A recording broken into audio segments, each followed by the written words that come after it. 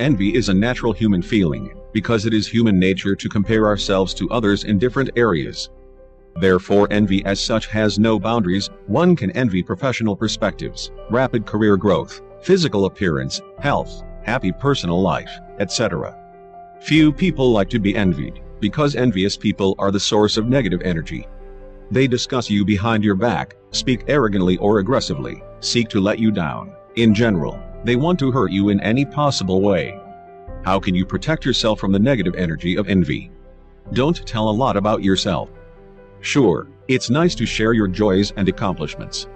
But if a person shows his or her superiority too zealously, boasting of success, and always talking about the great relationship with the authorities, and the victories in romantic affairs, it will surely cause irritation in people prone to envy.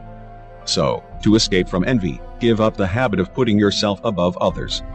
It is preferable to talk about your personal life, your husband's success, your intelligent children, your understanding mother-in-law, only with your family, and not at work. Since there will always be people that do not have a warm family, unhappy wives or single women. Don't flirt at work, especially with several men at once, even if your business is developing rapidly. In such a way, you will not end up having enemies in the female half of the colleagues.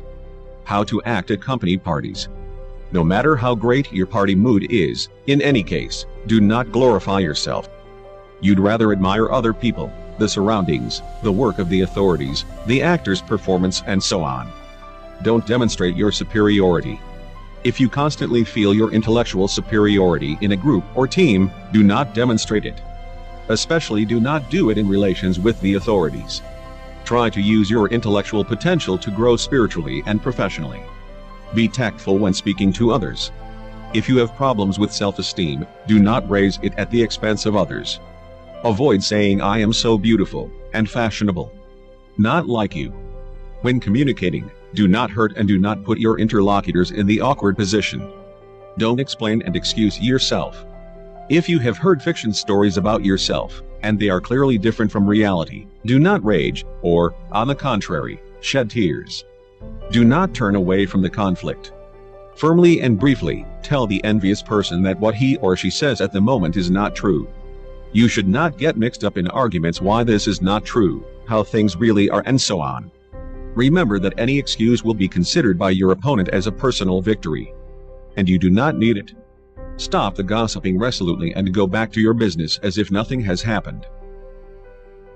How to react to envy. In some cases, the envious person can be a good man, but he or she is very unhappy and angry at life. And you are not guilty of it. Such a person can have good business contacts with you. How to do it? You just need to increase the self-esteem of your interlocutor. Develop self-esteem in people envying you. The stages of raising your interlocutor's self-esteem include: during the conversation, find out what values this person has. Talk about these values.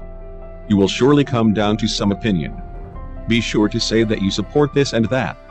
While communicating, find out what this person is doing better than you. For example, bakes pancakes, calculates in mind.